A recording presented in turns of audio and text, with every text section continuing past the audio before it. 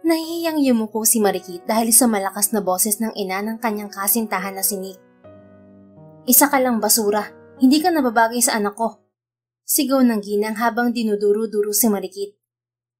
Mom, that's enough. Saway naman ni Nick sa ina. No son, mamili ka, ang babaeng yan o ang mana mo. Mommy, you're being unfair. Don't do that to me. Life is unfair, Nick, kaya mamili ka. Bibigyan kita ng 1 minuto para magpasya. Napatitig si Marikit sa mukha ng nobyo. Nakikiusap ang kanyang mga mata na siya ang piliin ito. Ngunit naglag ang balikat na napayuko ulit si Marikit. I'm sorry, Marikit. Mahal kita, pero mahal ko rin ang mana ko. Hindi ako sanay sa hirap. Sana maintindihan mo ko. Hinging pa umanhin ni Nick sa dalaga. Nakaingos na tiningnan siya ng ina ni Nick. Umaasa ka bang pipiliin ka ng anak ko babaeng hampas lupa? Alam ko mga babaeng kagaya mo. Ang gaya nyo ang gusto lang makabingwit ng mayamang lalaki para makaahon sa kahirapan. Pwes, ibahin mo ko. Hindi ako makakapayag na maging miyembro ng pamilya kong isang kagaya mo. Isa kang basura.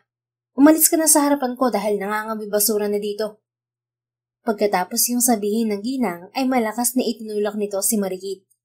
Dahil nangihina ang dalaga ay mabilis itong natumba at pasalampak na napaupo sa malamig na semento ng restaurant kung saan siya dinala ni Nick para sa unang anniversary nila. Ngunit nasira yon dahil dumating ang ina nitong matapobre. 18 anyos pa lamang si Marikit nang maging boyfriend niya si Nick at sa loob ng 1 taon ay naging mabuti naman itong boyfriend sa kanya. Ngunit hindi naging maganda ang pakikisama ng ina ni Nick sa kanya. Sunod-sunod na tumulo ang luha ni Marikit sa pisngi. Agad niya yung pinahid habang papalayo siya sa kinaroroonan ng mag-ina. Kinuyom niya ang kamao niya at tiningnan ng masama ang ginang na tumulak at tumalipusta sa kanya. Balang araw kayo naman ang gagapang sa lupa. Pagsisisihan yung pinagmalupitan niyo ako at pinahiya. Tandaan niyo mag-ina ang araw na to. Magsisisi ka, Nick, na hindi mo ako pinaglaban at pinili mo ang pera kaysa sa akin. Pangako ni Marikit sa kanyang sarili. Mabilis na lumipas ang 3 taon. Wala nang naging balita pa si Marikit sa dating nobyo. Kahit na matagal na ang nangyari sa kanila ni Nick, ay umukit na sa puso niya ang sakit na naranasan sa pag-ibig. Kaya naman mas pinili na lang niyang mag-move on. Ngayon ay nasa loob ng apartment si Marikit. Kasama niya ang kanyang nakatatandang kapatid na si Luntian. Marikit, bilisan mo na dyan. Aayusan pa kita. We need to go to that gala. May nakuha na akong invitation para makapasok tayong dalawa. Sigaw ni Luntian sa kanyang kapatid. Ano ba kasing gagawin natin sa gala na yon? Mahirap lang tayo at wala akong isusuot. Pasigaw rin na wika ni Marikit kay Luntian. Ay nako, ako na bahala sa isusuot natin. Sinabihan ko na si Marsh na pahiramin tayo ng mga damit niya. Pumayag naman ang bruha. Ang kailangan mo lang gawin ay magpunta sa gala na yon. Ano ngang gagawin natin doon? I have a plan. A beautiful one. Siguradong yayaman tayong dalawa, Marikit. Hoy, baka naman magnanakaw tayo. Wala akong balak na makulong, no? Ikaw na lang. Marikit, sister, sa ganda natin to magnanakaw tayo. No way! Pero ang magiging misyon natin mamayang gabi ay ang pikutin ng bilyonaryo. Patili na wika ni Luntian na tila excited. Pikutin ng bilyonaryo? Anong kagagahan yan, Luntian? Nanlalaki ang mga mata na sigaw ni Marikit sa kapatid. Marikit, hindi kagagahan ang tawag dyan. Pagiging praktikal yun, no? We need to do this. Wala na tayong mga magulang. Tayong dalawa na lang magkasama. At isa pa, halos kapos tayo sa pang-araw-araw nating gastusin kahit nagtatrabaho tayong dalawa. Ito na lang ang pwede nating gawin para naman makaahon tayo sa kahirapan. Pero mali ang gagawin natin, Luntian. Para na rin nating ibinenta ang ating mga sarili niyan. Kaya nga pipikutin natin, di ba? Para pakasalan tayo. Paano kung hindi yun ang mangyari? Paano kung ang lalaking makakasiping natin ay matapobre? O hindi naman kaya ay sadista? Worse kung may asawa na. At ang mas nakakatakot ay kung hindi tayo panagutan. Anong gagawin natin? Sunod-sunod na tanong ni Marikit kay Luntian. Saglit na napaisip ang kapatid ng dalaga.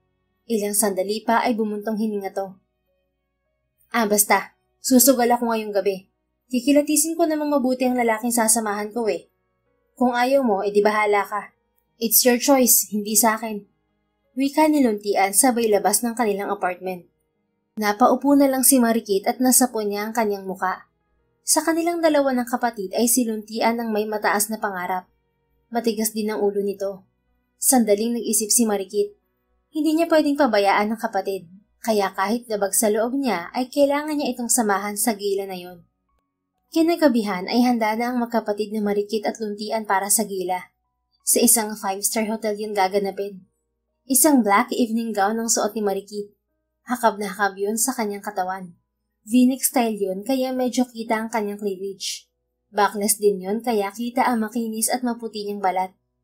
Ang slit naman ay nasa bandang kaliwa. Hanggang sa gitna ng hita niya ang slit kaya bawat takbang niya ay siguradong makikita ang kanyang mapuputing hita. Messy bun lang ang naging hairstyle niya sa kanyang buhok. Samantalang green evening gown naman ang suot ni Luntian. Maganda rin ito at bagay na bagay din dito ang dress nito. Wala namang tulak kabigin sa kanilang magkapatid, kaya siguradong agaw atensyon sila sa gila mamaya. Wow, ang gaganda natin, Marikit! Sigurado akong maraming maglalaway sa ganda nating to. Nakangiting wika ni Luntian sa kapatid. Umirap si Marikit. Sasamahan lang naman kita at baka mapahama ka. Ayokong gawin ang pinagagawa mo. Bahala ka. Basta ako, maghahanap ako ng lalaking masisilo ngayong gabi. Sana lang talaga ipakinggan ni Lord ang aking hiling. Ewan ko sa'yo. Basta binalaan na kita, okay? Saka wag mo nang gambalain si Lord. Hindi maganda ang gusto mo kaya hindi kanya kukonsintihin. Okay, ma'am. Tayo na nga. Excited na hinila ni Luntian si Marikit at sabay silang lumabas ng kanilang apartment. Halata na mayayaman lahat ng nasa gila. Sila lamang yatang magkapatid ang dukha. Pero at least, masasabi naman nilang sila ang pinakamaganda roon. Manghang-mangha si na Marikit at Luntian dahil sa naggagandahang mga damit ng mga umaten sa gila. Parang sila lang dalawa ang fake ang mga suot na palamuti sa katawan. Napabuntong hininga na lang si Marikit. Hinila siya ng kapatid sa may sulok. May round table doon pero wala namang upuan. Ano ba naman to? Tatayo na lang ba tayo rito buong gabi? Nakasimangot na tanong ni Marikit kay Luntian. Hoy, ano ka ba? Minimize your voice. Baka may makarinig sa atin at sabihin pang first time nating umattend ng gala. Saway ni Luntian sa kanya. Dahil first time naman talaga natin. Marikit Espiritu? Ay, grabe ka naman. Ipangalandakan ba talaga ang buo kong pangalan? Ang ganda na ng Marikit eh. Hala ka, mumultuhin ka ni tatay dahil kinakahiya mong apelido niya, Marikit. Akala mo naman matatakot ako. Pero tay, sorry po.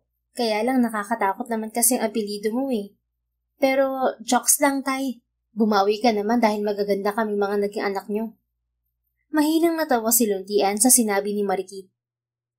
Magaganda naman talaga tayo eh. Mana tayong kinatatay at nanay. Kita mo dito sa gila na to? Sa atin nakatingin ng mga kalalakihan palagi. Kasi yung mayayamang babae dito, okay lang naman, pero hindi kagandahan. Tumigil ka nga, Luntian. Baka may makarinig sa'yo, sabihin pa ang taas ng tingin mo sa sarili.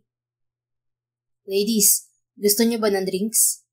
Tanong ng lalaking waiter sa kanila. Napasimangot naman si Marikit. Wala bang food dyan, kuya? Alak lang talaga? Marikit, tumigil ka nga. Saway ni Luntian sa kanya bago binalingan ng waiter. Sure. Ilagay mo na lang lahat ng drinks dyan. Uubusin namin ng kapatid ko ang drinks na yan. Nakangiting wika ni Luntian sa lalaking waiter. Sure, ma'am. These drinks are all yours. Wika ng waiter at inilagay ang 6 na inumin sa pabilog na mesa. Thanks. You're welcome, ma'am. Ay, subukan natin to, Marikit. First time kong uminom ng mamahaling ladies drink. Excited na wika ni Luntian. Sumimangot naman si Marikit. Pagkain ang gusto ko, hindi alak, Luntian. Kung sinabi mong wala palang laps dito, hindi na sana ako sumama. Grabe, ang yayaman nila pero wala man lang sinuserve na pagkain. Puro alak. Ganyan talaga ang mayayaman, sis. Sige na, inom na. Try lang naman eh. Kukuha tayo mamaya ng food dun sa buffet kung meron. Huwag kang mag-alala. O ito na, tigkatatlo tayo. Cheers, Marikit! Para sa pamimikot ng bilyonaryo. Itinaas ni Luntian ang kanyang baso. Kumuha na rin si Marikit ng inumin at itinaas yon, sabay sabi ng cheers. Inisang lagwak lang ni Marikit ang ladies drink na nasa kopita niya. Ay, ano ba yan? Ang pait ng lasa. Pero ang sarap din, komento ni Marikit. Ubusin natin sis. Masayang wika ni Luntian. Inubos nga nila ang ladies drink na ibinigay sa kanila ng waiter. Gutom na talaga ako, Luntian. Wala ba talagang pagkain dito? Tanong ni Marikit sa kapatid habang hawak ang kumakalam na sikmura. Hay nako, para ka talagang patay gutom, Marikit. Teka lang at hahanap ako ng pagkain. May buffet table naman yata sila eh. Nasaan na nga ba yun? Wait, hahanapin ko. Hintayin mo na lang ako rito at kukuha ako ng pagkain natin. Okay, sige. Bilisan mo lang at talagang gutom na ako. Oo na. Kapag busog na tayong dalawa, maghanap na tayo ng lalaking mapipikot natin ngayong gabi. Pabulong na wika ni Luntian sa kapatid. Mag-isa mo. Sige na, kumuha ka na ng pagkain natin. Oo na nga, kukuha na.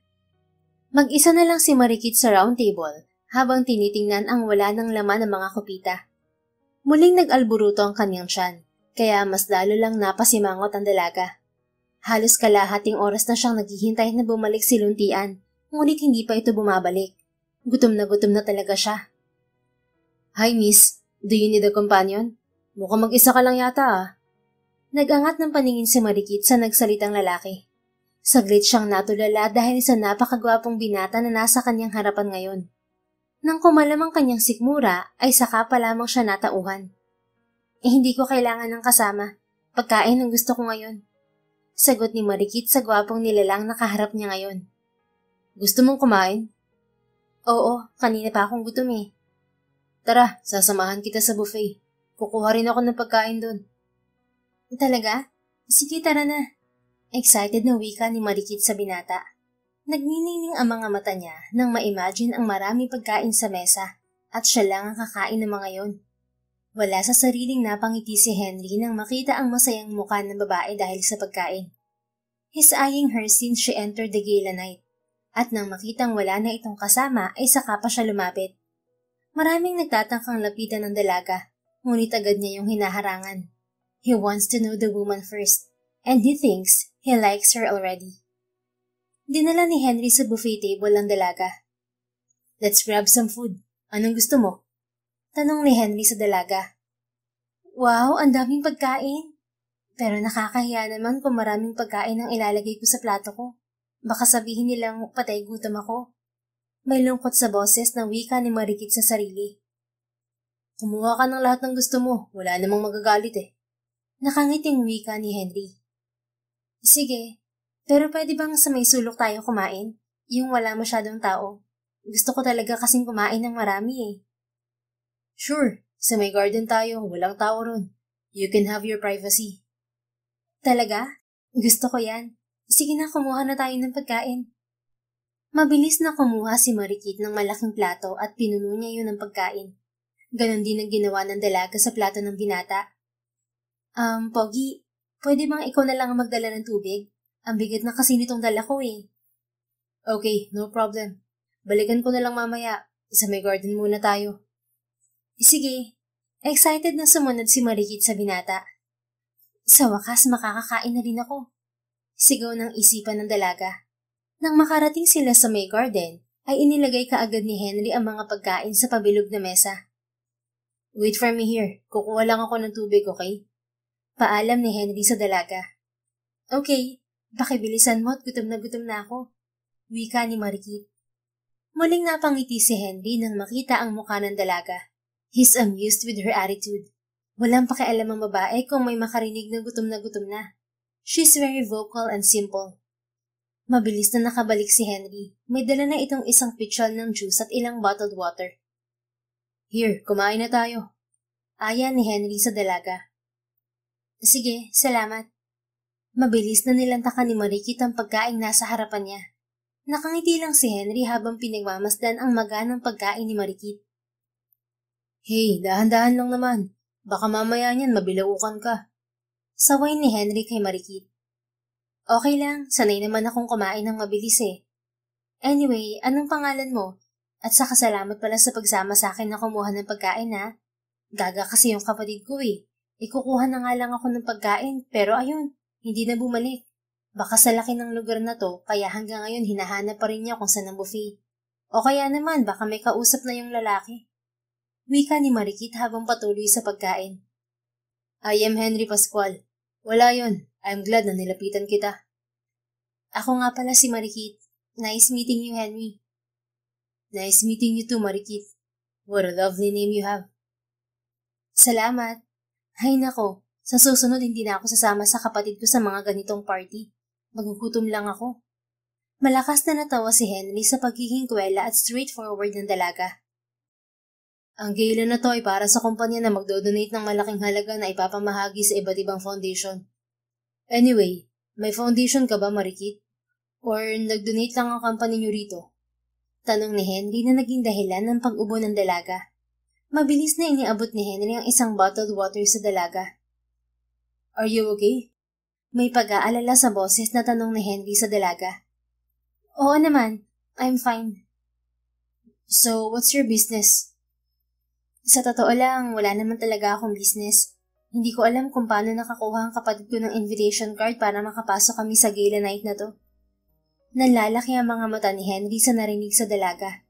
Hindi naman kasi halata na hindi galing sa alta syudad si Marikit. What do you mean? Wala kayong foundation at hindi rin kayo magdodonate?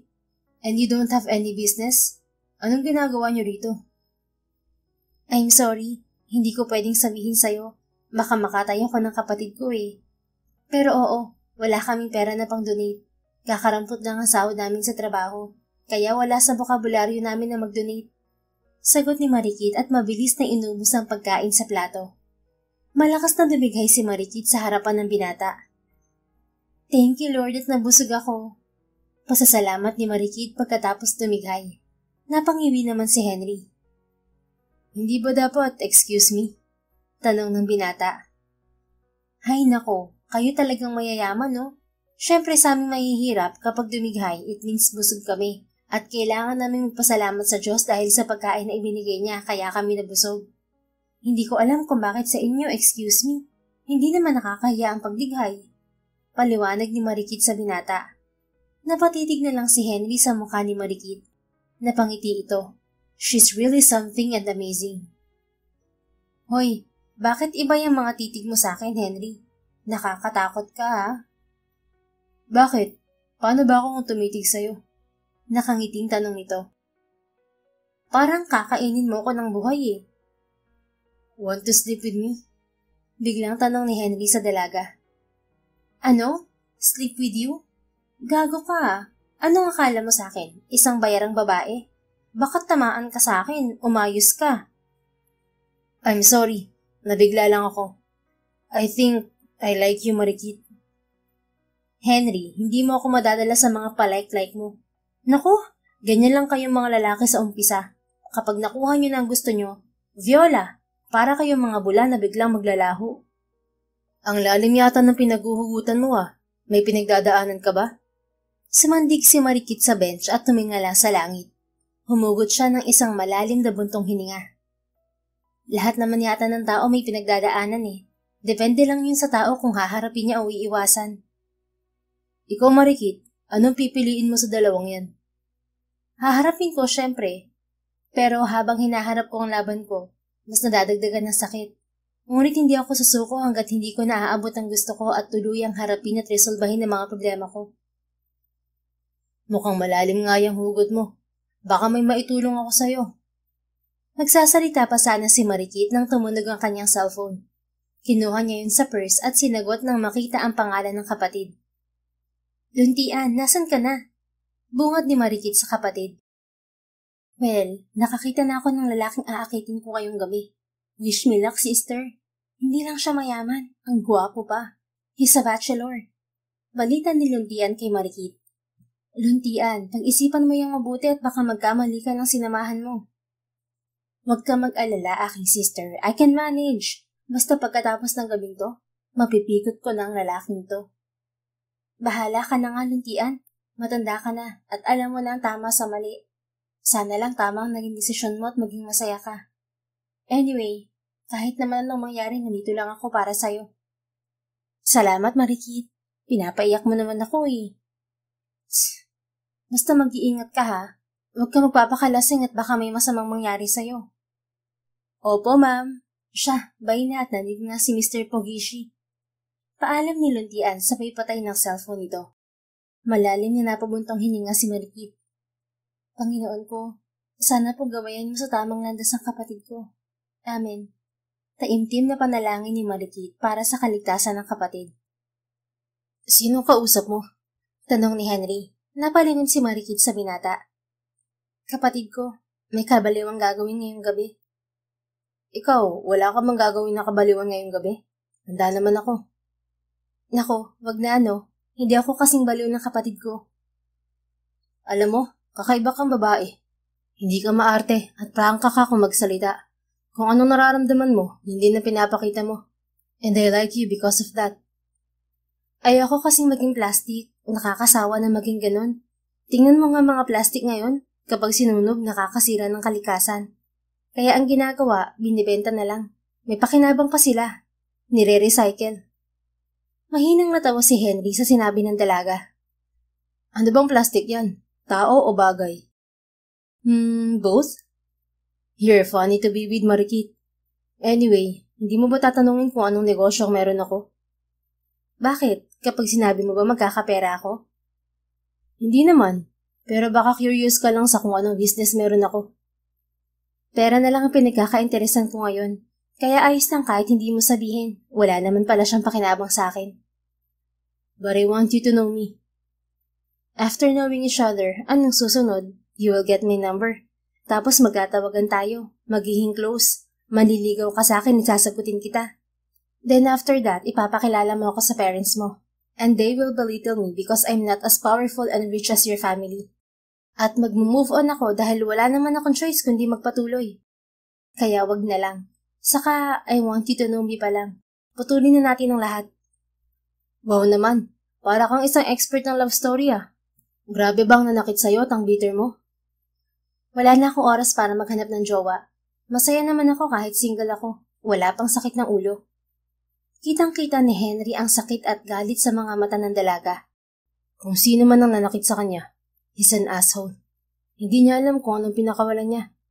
Sabi ni Henry sa isipan habang pinagmamasdan ang dalagang bitter pero kinaaaliwan niya. Kung sino man ang nanakit sa'yo, he's a bastard, jerk, and asshole. Hindi niya nakita kung anong halaga mo. Nakakuyom ang kamao ni Henry nang sabihin yon. Tila nasasaktan to para kay Marikit. Tama ka, hindi niya nakita ang halaga ko at gagawin ko lahat para lang maipakita sa kanila kung anong pinakawalan nila. Gusto mong makapaghiganti sa kanila? Why don't you use me? Wag na, may iba akong plano. Mind to share? Hindi na, akin na lang yun. Okay, I respect you. Kapag kailangan mo ng tulong, don't hesitate to call me, okay? I will give you my number. Ilagay mo sa speed dial. Hindi yun pakiusap, kundi utos ng binata. Hindi alam ni Marikit kung bakit niya tinanggap ang calling card nito at sinunod ang utos nito na ilagay sa speed dial ang numero ng binata. Marami pa silang pinag-usapan at unti-unti nilang nakilala ang isa't isa. Nang lumalim na ang gabi ay parang ayaw pa sanang magpaalam ni Henry kay Marikit. Ngunit kailangan na nilang maghiwalay. Hindi na rin hinintay ni Marikit ang kapatid dahil nag-text si Luntian na mauna na daw siyang umuwi sa kanilang apartment. Please call me.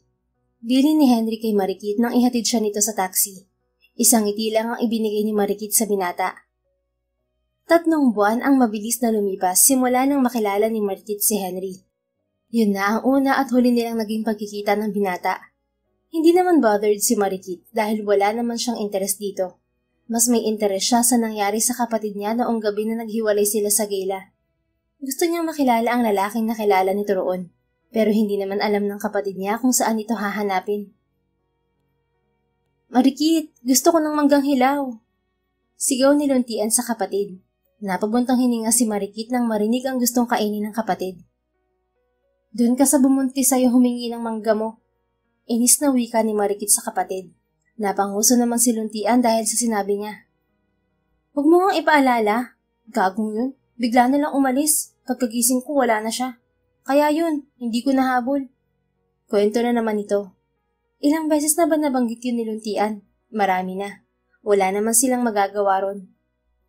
Kasalanan mo yan. Mga plano mo kasi, kagagahan. Huwag ka nang magalit. Sigurado naman akong maganda o gwapong magiging pamangkin mo eh. Gwapo rin naman yung gagong nakabuntis sa akin. Hay nako, siya na nga ang nakakuha ng pagkababae ko. May trophy pa talaga siyang iniwan. Siya. Huwag mo na ikwento na naman ang kagagahan mo. Ilang beses ko na yung naririnig. Nakakarindi na. Bibilhan kita mamaya ng mangga paglabas ko sa trabaho. Huwag ka masyadong magagalaw at baka kung mapaano ka pa at anak mo. Malapad na napangiti si Luntian sa sinabi ni Marikit. Love mo talaga ako, sister, no? I love you too. Nakangiting wika ni Luntian. Oo na, mahal din kita. Sige na, alis na ako. Mag-iingat ka rito ha. Huwag basta-basta magpapapasok ng hindi mo kakilala. Bili ni Marikit sa kapatid. Okay, bye. Ingat ka rin sis. Kumaway pa si Luntian sa kapatid. Tumango lang si Marikit dito. Malalim na napabuntong hininga si Marikit. Mabuti na lang talaga at hindi niya sinunod ang kapatid noon sa gala. Dahil kung hindi, baka dalawa na silang buntis ngayon. Nang maalala si Henry, ay bigla na lang napangiti si Marikit. Hindi niya kailanman makakalimutan ang gwapong mukha ni Henry. Pero wala siyang interes na makita itong muli. Ipinili niya ang kanyang ulo at pumasok na sa trabaho. Samantala, pinahanap ni Henry si Marikit. Hindi pa rin niya nakakalimutan ng dalaga. Masama ang loob niya dahil hindi mo lang siya nito tinawagan kahit na binigyan niya ito ng calling card. Lalo tuloy siyang nabaliw sa dalaga at nahumaling na muli itong makita at ipush na paibigin ito at ligawan. Tinamaan talaga siya kay Marikit, pero mukhang mahihirapan siyang mahanap ang dalagang natipuhan. Sir, ito na po ang impormasyon na pinapahanap niyo. Imporma ng investigador na binayaran niya upang ipahanap si Marikit. Ayaw niya sanang ipahanap ang dalaga, ngunit matagal na ang 3 buwan niyang paghihintay sa tawag ng babae. He wants to see her now. Dahil baka tuluyan na siyang dalhin sa mental hospital kakaisip kay Marikit. Thank you. I will send the payment to your bank account. Wika ni Henry sa investigador. Okay sir, alis na po ako. Tawagan niyo na lang po ako kapag may gusto ulit kayong ipagawa. Isang tango lang ang isinagot ni Henry sa lalaki. Nang mabasa ang address kung saan nakatira ang dalaga, ay mabilis na umalis ang binata at tinungo ang address ni Marikit. Hindi naman siya nahirapang hanapin ang address nito. Pagkarating sa address ay sunod-sunod na kadok ang narinig ni Luntian sa labas ng apartment nila ng kapatid. Akma niyang bubuksan ng pinto nung umalingaw sa utak niya ang bili ni Marikit sa kanya. Sino yan? Malakas na tanong ni Luntian mula sa loob ng kanilang apartment.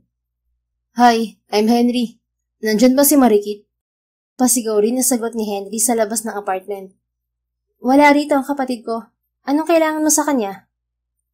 Gusto ko sana siyang makausap eh. Ako yung nakilala niya sa gala 3 months ago. And I think you're Luntian, her sister, right? Ah, ako nga. Binuksan ni Luntian ang pinto at pinapasok si Henry. Napunan niyang kay kisig at gwapo ni Henry. Halata na yayamanin sa forma at kutis pa lang nito. Hindi ka naman masamang tao, hindi ba? Paniniguradong tanong ni Luntian kay Henry. Mabait kaya ako? Can I come in? I'm harmless. Saka nakita ko naman na may CCTV ang kapitbahay niyo. Kaya ako lang ang pagbibintangan nila if ever na may mangyari sa iyong masama. Sige, pasok ka. Kapag may ginawa kang masama sa akin, matitikman mo ang itak ko. Maliwanag ba? At saka hayaan mo nakabukas ang pinto. As you wish. Nakangiting wika ni Henry. Magkaharap sila sa sala. Kumakain ng lollipop si Luntian. Napatitig naman si Henry sa dalaga. Maganda rin ito katulad ni Marikit. Halos magkamukha rin ng dalawa. Kung hindi lang sa magkaibang kulay ng buhok ay mapapagkamalan silang kambal. Tapos mo na ba akong hagurin ng tingin? Nakataas ang kilay na tanong ni Luntian sa binata. Tumikim naman si Henry. Sorry, ako nga pala si Henry. Formal nitong muling pagpapakilala. Gusto kong makausap ang kapatid mo. Nasa trabaho pa siya. Mamayang hapon pang out niya. Anong kailangan mo sa kanya? I want to be straightforward to you. Gusto ko ang kapatid mo. Hindi siya mawala-wala sa isipan ko. And it's been 3 months. Kaya ako nang gumawa ng paraan para makita siya. Mukha ngang interesado ka sa kapatid ko. Pero sorry ka na lang dahil mas mapait pa siya sa ampalaya. Anong ibig mo sabihin? Kulot noong tanong ni Henry kay Luntian. Wala na siyang kaamor-amor sa pakikipag-date o relasyon. Kaya sigurado akong mahihirapan kang paamuin ng kapatid ko. Sandaling natahimik si Henry. Mukhang hindi nga madaling mapa-oo si Marikit. May alam ka ba na pwede kong gawin para mapasakin siya? Determinadong tanong ni Henry kay Luntian. Malapad na napangiti si Luntian sa tanong ng binata. I have a plan. Ang tanong, handa ka bang matali sa kapatid ko habang buhay? Seryosong tanong ni Luntian. Muli na namang natahimik si Henry. She like Marikit, pero handa ba nitong isugal ang kalayaan nito para sa dalaga? Yes, I can do that. She made me smile and happy. Hindi rin siya mawala sa isipan ko simula ng gabing yun. Wika ni Henry sa isip. Kung yan ang magiging daan para mapasakin siya, handa akong matali sa kanya. Sagot niya sa kausap. Mas lumapad ang ngiti ni Luntian. Good. Ibigay mo sa akin ang number mo at iti-text ko sa'yo ang gagawin mo, okay? Are you sure about sa plano mo? And you're pregnant? Wala namang problema kung muntis ako, Henry. Ikaw naman ang gagalaw eh. Ako lang ang magsasabi kung anong dapat mong gawin. Deal? Okay, deal. Kailan ko sisimulan ang plano mo? Just wait for my text. Kakausapin ko muna ang kapatid ko. Okay lang ba? Sure. And thank you for your help. Wala yun. Para rin naman yun sa kanya at sa amin ng pamangkin niya. Napatango-tango naman si Henry sa sinabi ni Luntian. Bumaba ulit ang paningin ng binata sa tiyan ni Luntian. Do you mind if I ask you, Luntian? I don't mind. Go ahead. Who fathered your child? Ang chismoso mo pala, Henry. I'm just curious, pero okay lang kahit hindi mo sagutin. Yuri Torres. Biglang sabi ni Luntian na ikinatigil ni Henry sa pagngiti. Siya ang walang yung lalaking nakabuntis sa akin. Pagkatapos niya akong angkinin ng paulit-ulit, iiwan niya lang ako sa kama ng mag-isa. Gago siya. Kapag nakita kong pagmumukha niya, iitakin ko ng pinong-pino ang kanyang pinagmamayabang na pipino. Galit na wika ni Luntian, sabay kuyom ng kamao.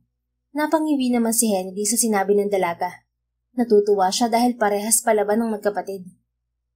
Yuri Torres, patay kang bata ka. Sabi sa isipan ni Henry. Kilala kasi niya si Yuri at hindi lang basta kilala dahil best friend pa niya ang binata. Hindi na lang binanggit ni Henry na kilala niya si Yuri at baka hindi na siya tulungan ni Luntian sa kapatid nito. Relax ka lang. Makakasama sa baby mo yan. Pero baka malay mo hinahanap ka ni Yuri. Nek-nek niya kamo. Siya, huwag na natin siyang pag-usapan at nanggigigil lang ako sa kanya kapag naaalala kong gagong yun. Ilang buwan na ba yung tiyan mo? Tanong ni Henry. 10 weeks na. Okay. Sige. Alis na ako. Here's my calling card. Text me, okay? Paalam ni Henry kay Luntian. Okay, bye. Basta ako na bahala sa'yo. Paalam na rin ni Luntian sa lalaki. Pagkalabas pa lang ni Henry sa apartment ng magkapatid na Luntian at Marikit, ay agad na tinawagan ni Henry ang kaibigang si Yuri. Bro, what's up? Bungad ka agad ni Yuri sa kaibigan. Si Yuri ay kabaligtaran niya. Kung siya ay stick to one, babaero naman si Yuri. He doesn't like commitments. Kaya siguradong wala lang dito kung nakabuntis to. Don't WhatsApp me at baka mabasag ko ang mukha mong gago ka. Where are you? Pupuntahan kita. Nagtitimpi sa galit na tanong ni Henry sa kaibigan. Oh, bakit parang galit ka? May nagawa ba akong mali? Just tell me where you are. Damn it. Whoa, relax. I'm in my office. I'm working my ass off.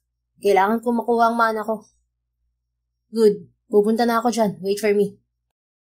Okay. Bye. Paalam din ni Yuri kay Henry. At ihanda mo na yung matigas mong mukha, okay? Bili ni Henry bago pinatay ang tawag. Mabilis lang na nakarating si Henry sa office ng kaibigan. Pinagbuksan siya nito ng pinto. Mabilis namang tinamaan si Yuri ng isang malakas na suntok galing kay Henry. Napaatras at napadaing si Yuri. Damn bro, what's your problem? Bakit mo ako sinuntok? Wala naman akong kasalanan sa'yo ah. Malutong na mura ni Yuri at masamang tinignan ng kaibigan. Sinapo nito ang pisngi na inupakan ni Henry. Talaga? Gusto nga kitang bugbugin eh. Alam mo bang may nabuntis kang babae ha? Galit pa ring tanong ni Henry. Kitang-kita niya kung paano mamutla si Yuri. Ano? Natahimik ka? Gago ka. Alalahanin mo, she's now 10 weeks pregnant. Paano mo nalaman? Do you know her? Nauutal na tanong ni Yuri kay Henry. You can't remember her, you bastard. I know kung sinong tinutukoy mo. I slept with her 3 months ago. At siya lang ang huling babaeng nakasiting ko. That's why I'm asking you if you know her, Henry. Napabuntong hininga si Henry at gusto na lang niyang bugbugin ng kaibigan hanggang sa mabasag ang mukha nitong ginagawang sandata sa mga kababaihan para makapanloko. Yes, I know her. Siya lang naman ang kapatid ng babaeng gusto ko. And please, Yuri, wag mong sabihin na magkakilala tayo. Baka hindi na niya ako tulungan sa kapatid niya. Pakiusap ni Henry sa kaibigan. Anong problema kung malaman niya na magkaibigan tayo? Nagtanong ka pa. Yuri, iisipin lang naman niya na magkatulad tayong dalawa. Na baka lokohin at paglaruan ko rin ng kapatid niya katulad ng ginawa mo sa kanya. Magkaiba naman tayo ng ugali Pero hindi nila alam yun. Hindi ba't alam mo ang kasabihan na friends with the same feather flocks together? Kaya ayusin mong gusot niyo niluntian. Here's her exact address. Fix your mess, asshole. Paliwanag ni Henry sabay abot ng address ng apartment ni Naluntian at Marikit. Sige bro, salamat sa impormasyon na to. Hindi ko naman alam na makakabuo pala kami ng gabing yun. I lost my control and I didn't use condom. I think it's too much information bro. Alis na ako. Ikaw nang bahala sa kanya. Fix it or I will punch you to death. Sa lahat ng aagrabeduhin mo, mahal pa talaga ng babaeng mahal ko. Kamao ko ang haharapin mo kapag hindi mo to inayos, Yuri. Kahit kaibigan kita, pero hindi kita kukonsintihin this time. Babala at paalam ni Henry sa kaibigan. Okay, bye. Thank you again for this info. Sige, basta ayusin mong gusot na ginawa mo She's worth to keep, bro. Makahulog ang wika ni Henry sabay labas ng office ni Yuri. Sumilay ang isang ngiti sa labi niya. Mukhang sa wakas ay may tatapos na sa pagiging babaero ng kanyang kaibigan. Kita niya kay Luntian ang angas ng isang babae. Ito ang tipo ng babae na tingin pa lang ay siguradong titiklop na kaagad si Yuri. Nagsawa na rin siyang pagsabihan ng kaibigan na tuminuna. Kaya si Luntian na ang bahala ditong magpatino. Sa bahay ni Naluntian ay sabay silang dumulog ni Marikit sa hapag para maghapunan. Tumikim si Luntian at tiningnan ng nakababatang kapatid. 2 taon lang naman ang agwat ng mga edad nila. Sister, may papagawa sana ako sa iyo Pwede mo ba akong tulungan? Pakiusap ni Luntian sa kapatid. Ano naman yun? Nag-angat ng paningin si Marikit. May customer kasi ako online. Alam mo namang gumagawa ako ng peanut butter, hindi ba? Gusto kasi niyang tikman ng peanut butter na gawa ko. Kapag nagustuhan niya, kukuha siya ng marami. Hindi ba't sabi ko huwag ka na magtrabaho pa? Makakasama sa inyo ng pamangkin ko ang ginagawa mo Marikit naman, wala akong ibang alam na pwedeng pagkakitaan. Ang paggagawa lang ng peanut butter ang alam ko. Sige na, pangdagdag ipon na rin para sa panganganak ko. Ayoko namang maging pabigat sa'yo. Hay naku, Luntian. Kapag talaga nakita ko yung lalaking nakabunti sa'yo, luluhod siya sa mga tala para lang magmakaawa na wag putulin ng pipino niya. Grabe ka naman. Hayaan mo ng gagong yun. Makakarma rin siya. Kapag talaga naman ng anak kong kagwapuhan niya, huyo siya sa akin. Wow naman, Luntian. Pinuri mo pa talaga ang lalaking yun Ang galing mo rin no? Nakalimutan mo nga ang mission mo dahil sarap na sarap ka na. Yan ang napala mo dahil sa hilig mo sa gwapo. Nakataas ang kilay na sermon ni Marikit sa kapatid. Marikit naman Pinaalala mo pa talaga kung gaano siya kasarap. Pero galit pa rin ako sa kanya. Basta, wag ka nang ma-high blood dyan. Promise ko na kapag nakapanganak na ako, babalik na ako sa trabaho para hindi ka na solong nahihirapan sa gastusin natin. Change topic na nga at lalong kumukulo ang dugo ko kapag naaalala kong lalaki buminti sa'yo. Sige, back to business tayo. Yun nga, i-deliver mo lang ang peanut butter sa customer at kapag nag-okay siya, sasabihin niya sa'yo kung ilang palaman ang o-orderin niya. Kuha mo ba? Oo, bukas na lang. Total day off ko naman Sure, sister. Anyways, may nakilala ka bang gwapong lalaki nung nagpunta tayo sa gala? Hindi ka nagkwento sa akin Meron, pero di ko type. Sige na, magpahinga ka na at ako na ang bahala rito. Nakikichismis ka pa Paglabas ng anak mo, baka chismoso o chismosa yan Biro ni Marikit sa kapatid. Kasi naman naglilihim ka tapos ako lahat ng nangyari sa akin sinasabi ko sa'yo. Oo nga Kulang na nga lang maging yung ginawa niyo ng ama ng pamangkin ko ikwento mo. Oy, di naman Marikit. Sobra ka na dyan. Private yun at gusto kong maging souvenir ang alaalang yun. Gusto mong mabugbog, Luntian? Alis na sa harap ko habang hindi pa ako high blood. Dalhin mo yung mangga mo at baka maitapon ko pa. Nakakabwisit ka. Nagrabyado ka na nga, pinupuri mo pang walang yung lalaking yun.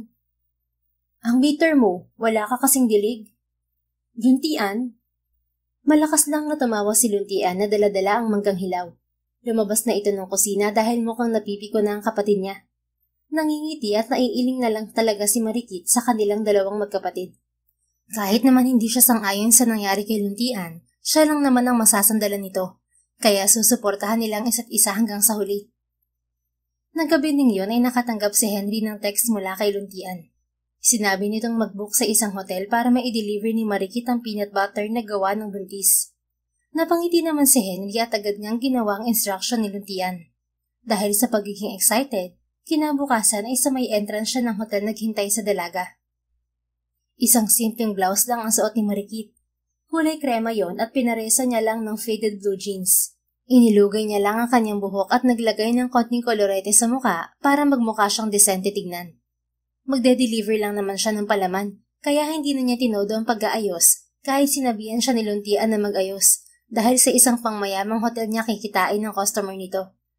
Nagtataka nga siya at may mayaman pala itong customer. Ang akala kasi niya ay mga taga-barangay lang niya ang customer nito at mga dating katrabaho sa mall. Parehas kasi silang staff sa mall. Nag-resign na muna si Luntian dahil nga buntis. Side hustle ni Luntian ang magbenta ng peanut butter noon pa. Pagpasok pa lamang ni Marikit sa entrance ng hotel, ay biglang tumigil ang mundo niya. Gusto pa sana niyang tumakbo papalabas ng hotel, ngunit huli na ang lahat. Nakita na siya ni Nick at ang ina nito. Ilang beses na napalunok si Marikit at kinuyom niya ang kanyang kamao. Tumaas ang kilay ng ginang nang makita siya. Oh, nakakapasok pa lang isang basura dito. Anong ginagawa ng isang kagaya mo sa lugar na to, babae? I know you can't afford even just one night in this 5-star hotel. Nangiinsulto na pahayag ng ginang kay Marikit. Mom, don't make a scene here. Saway ni Nick sa kanyang ina. Kumunot ang noon ni Henry nang makita ang pagharang ng ginang kay Marikit. Papalapit na siya nang marinig ang pangiinsulto ng ginang sa dalaga. Kumuyom ang kamao ni Henry. Hindi ako isang basura. Narinig niyang wika ni Marikit. Mahinang natawa ang ginang. So anong tawag sa'yo? Oh wait, are you a delivery girl now? Look, what's that? Basura rin ba ang kagaya mo? Ang sakit niyo namang magsalita, madam. Bakit? Totoo naman ah. Kung basura po para sa inyo ang paninda naming mahihirap, para sa amin po ay ginto na to. Sana naman huwag kayong masyadong matapobre at mataas. Baka pag bumagsak kayo, hindi nyo kayanin.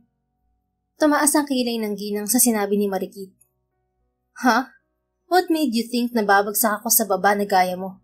No way. I have lots of money. Hindi gaya mong hampas lupa.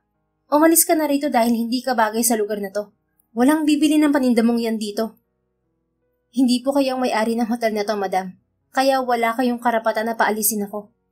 Inis na sagot ni Marikit, pero pinipilit pa rin niyang huminahon at gumalang kahit na gustong-gusto na niya itong sabunutan kanina pa. Kailangan niyang sumagot dahil parang timang lang sinig na tila nanonood ng shooting. Napakamamasboy at duwag talaga. Gigil na sabi ni Marikit sa isip nang mapadako ang tingin sa dating nobyo na hinahayaan lamang ang ina na alipustahin siya. I know the owner of this hotel. I can tell him na palayasin ka sa lugar na to. Sabi pa ng ina ni Nick. Babe, kanina ka pa ba? Napalingon si Marikit nang marinig ang pamilyar na barito ng boses ng binata. Ngumiti ito sa kanya at agad na ipinulupot ang isang braso nito sa kanyang bewang. Hinalikan pa ni Henry ang kanyang ulo. I'm sorry kung naghintay ka ng matagal. May kinausap lang kasi ako. Tumingin si Henry sa ginang at sa lalaking kasama nito. By the way, do you know them, babe? Baling nito kay Marikit.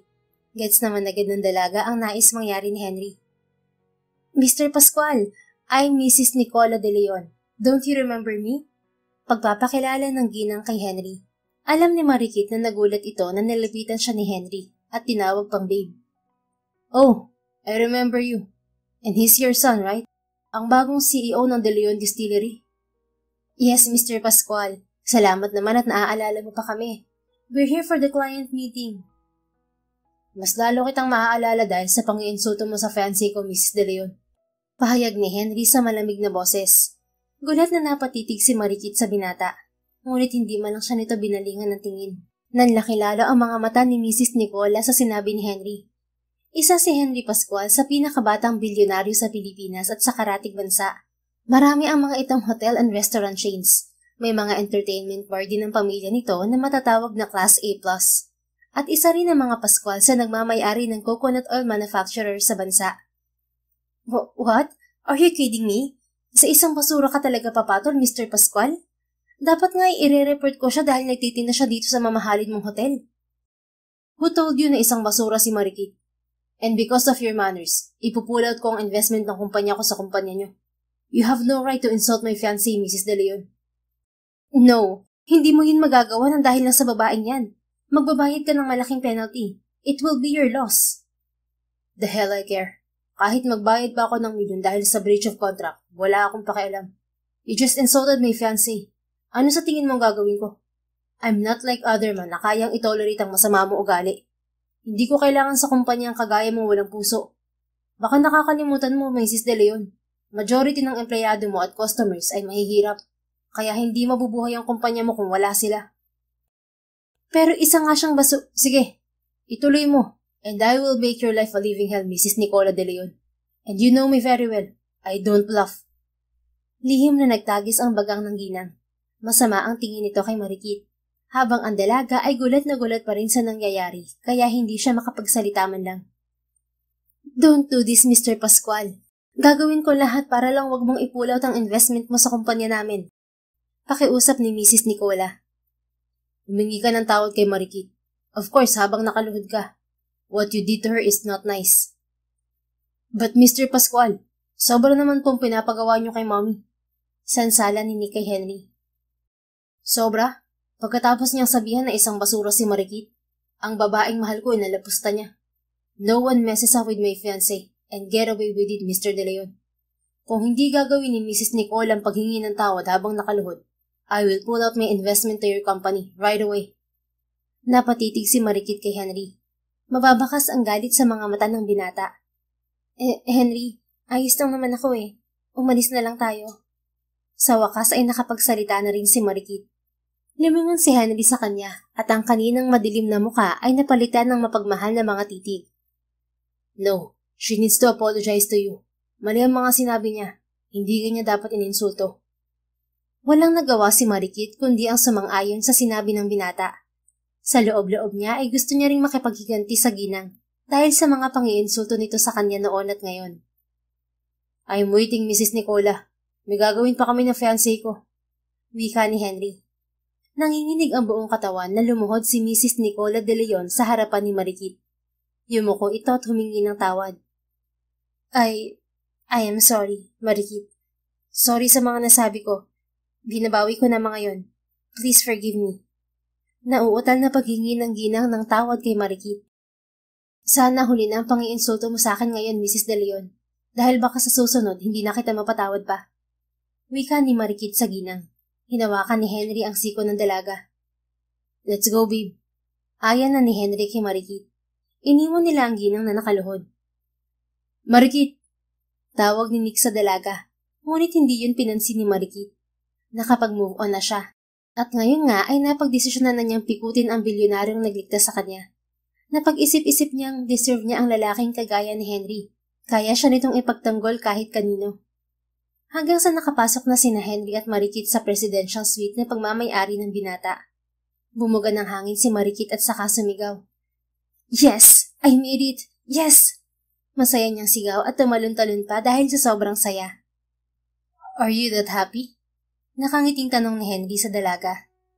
Yes, very happy. Salamat ha. Pinagtanggol mo ako kanina sa babaeng yon. At sa wakas nakipaghiganti na rin ako sa kanya. Can I ask kung sino sila? Bakit kilala ka nila? Ang lalaking kasama niya kanina ay dati kong boyfriend. Matagal na akong iniinsulto ng nanay niya. At ang huli ay pinipili niya si Nick. Ako o mana nito. And of course, ang pinili ng gagawa ay ang kanyang mana. Siya yung sinasabi ko noon sa'yo. Oh, I see. Kaya pala bitter ka sa mga lalaki. Now I know. Well, hindi ka sa jerk, bastard and asshole. Mabuti na lang at hindi ka niya pinaglaban noon. Aha? Bakit naman? Nagtatakang tanong ni Marikit sa binata. Dahil kung piniklaban ka niya noon, hindi kita makikilala ngayon. Nakangiting wika ni Henry sa dalaga. Kinilig naman si Marikit sa sinabi ni Henry at biglang kumubog ang kanyang puso nang matitigan ng binata. Muling umalingaw-ngaw sa isipan niya ang sinabi ni Luntian sa kanya. Pikutin mo ang bilyonaryo at mukhang may mapipikot na nga siya. Gusto na niya si Henry, kaya gagawin niya ang nabulilyasong misyon ni Luntian noon. Failed man ito, baka siya ay magtagumpay kay Henry. Pipikutin niya ito at the same time ay paiibigin din syempre. Tumayo si Marikit at nilapitan si Henry. Ipinulupot niya ang kanyang braso sa leeg ng binata. Nakalimutan na ni Marikit ang ipinunta niya sa hotel na napag-alaman nga niya kanina na pag-aari pala ng binata. Mukhang tiba-tiba siya kay Henry. Mataba na ang bulsa, mataba pa ang puso. Complete package. Gusto kitang pasalamatan sa ginawa mo kanina, Henry. At gusto kong ibigay sa iyo ang premyo mo. Nangaakit na wika ni Marikit sa binata. Napalunok naman si Henry sa nakikitang pagnanasa sa mukha ni Marikit. Anong premyo? Nauutal na tanong ni Henry. Napalunok ito at tila nalulunod sa malagkit na tingin ni Marikit. Napadako pa ang tingin nito sa natural na mapupulang labi ng dalaga. Parang nag-i-invite hagkan ang mamasamasang labi ni Marikit. Ako, ang sarili ko ang premyo mo, Henry. At nang sabihin ni Marikit ay mabilis niyang sinakop ang labi ni Henry. Nagulat man ang binata, ngunit kalaunan ay sinuklian din nito ang mainit na halik na ibinigay ni Marikit. Nang kapusin sila ng hininga ay naghiwalay ang kanilang mga labi. Are you sure about this, babe? Hinihingal na tanong ni Henry sa dalaga. Bakit? Ayaw mo ba? Damn, of course I want you. I badly want you, Marikit. Kung ganon, claim me. Claim me wholeheartedly, Henry. Hindi ka ba magsisisi? Umiling-iling si Marikit. Ang mangyayari sa atin ngayon ay hindi ko pagsisisihan kailanman. Nang sabihin niyo ni Marikit ay hinalikan niya ang binata sa labi. Habang magkahinang ang mga labi ay dahan-dahan silang humahakbang patungo sa silid ng binata. Wait a minute, may i-text lang ako. Pambibitin ni Henry na kinangiti naman ang dalaga. Nagtungo si Henry sa may sala at di alam ni Marikit kung sino ang tinext nito. Nang bumalik si Henry ay wala na itong damit pang itaas at tanging boxer na lang ang suot nito. Mas lalong nag-init ang katawan ni Marikit. Hantad na hantad ang napakagandang katawan nito. At nang muling magtagpo ang kanilang mga labi ay nagkaroon ng mitsa para mas umalab pa ang kanilang katawan para sa isa't isa. Hanggang sa paulit-ulit na isinuko ni Marikit ang kanyang iniingatang pagkababae kay Henry. Inabot na sila ng umaga na magkasama. Nawala na sa isip ni Marikit ang paninda niyang peanut butter. Nanood sa buong katawan niya ang lamig na nagmumula sa aircon, kaya mas lalo pa siyang sumiksik sa binatang katabi niya. Nang mayakap niya si Henry ay biglang nawala ang lamig na nararamdaman niya. Henry, anong nangyayari dito? Halos lumabas ang puso ni Marikit nang makarinig ng boses. Biglang nagmulat ng mga mata ang dalaga. Malakas niyang niyugyug si Henry. Henry, gising! Hoy! Malakas ang boses na gising ni Marikit sa binata. Aga pa. Paos ang boses na wika ni Henry. Mahigpit na hinawakan ni Marikit ang comforter na nakabalot sa kanyang hubad na katawan. Naiilang siya dahil nasa harapan ng higaan nila ang isang ginang na kamukha ng binata. Patay na talaga. Mabubulilyaso pa yata ang pamimigot niya. Baka kagaya lang din ng ina ni Nick ang babaeng ito na tingin ni Marikit ay ina ni Henry. Dahil hindi pa rin bumabangon si Henry, kinagat niya ang braso ng binata dahil sa sobrang inis niya dito. Aray! Malakas na sigaw ni Henry nang maramdaman ang kagat ni Marikit sa kanya. Gumising ka kasi. May audience na tayo, oh. Ano? Agad na bumangon si Henry at nalalaki ang mga mata na tiningnan ng inang nanonood sa kanila.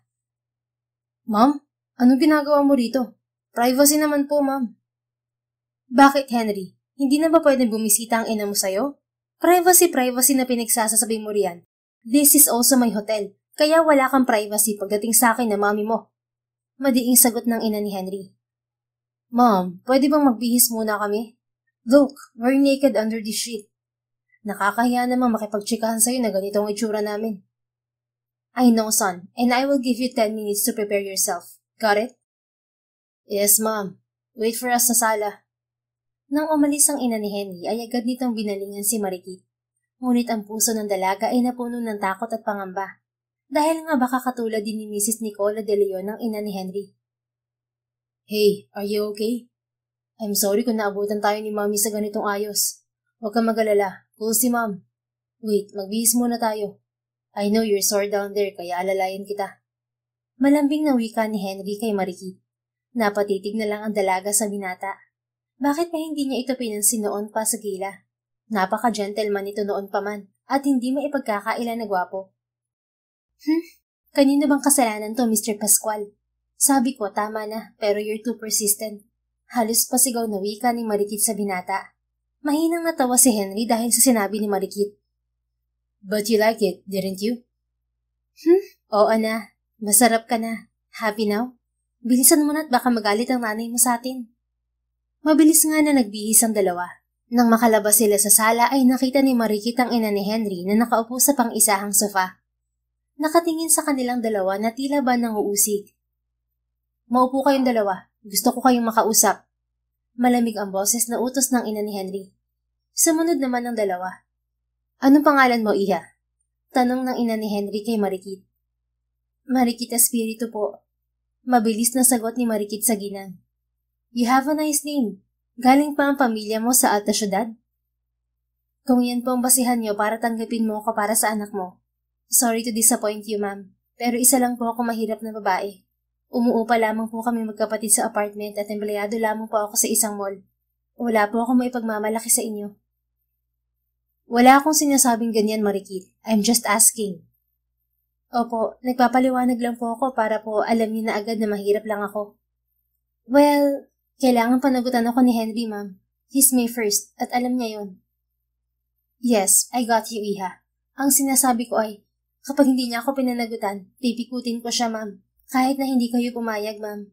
Ilang beses namin ginawa ang bagay na yon at ang laki ng pipino ng anak mo. Baka mabuntis niya ako. Ayoko maging bastardo ang aking anak. Marikit, pwede bang patapusin mo muna ako sa pagsasalita, Iha? Natawa naman si Henry sa usapan ng dalawa. Ay, pasensya na po kayo, ma'am. Inunahan ko lang naman kayo eh. Mabuti na yung handa. Napatitig si Henry kay Marikit at gusto sana nitong bumunghalit ng tawa. Pero baka batukan to ng ina. Pipikutin niya talaga ako. Sabi ni Henry sa isipan. Well, handa naman ako magpapikot. Basta siya ang pipikot sa akin. Kung alam mo lang kung gaano kita kagusto, Marikit. I'm not against you with my son, Iha. Sagot ng ina ni Henry sa dalaga. Wala namang kaso sa akin kung galing ka sa mahirap na angkan. Ang akin lang ay kung gusto rin ba ng anak ko ang magpapikot. Panagutan ng nangyari sa inyong dalawa. Pareho niyo yung ginusto, hindi ba? Hindi naman siguro kayo lasing nang gawin niyo ang bagay na yon. Paliwanag pa ng ginang kay Marikit. Napatango-tango naman si Marikit sa sinabi ng ginang.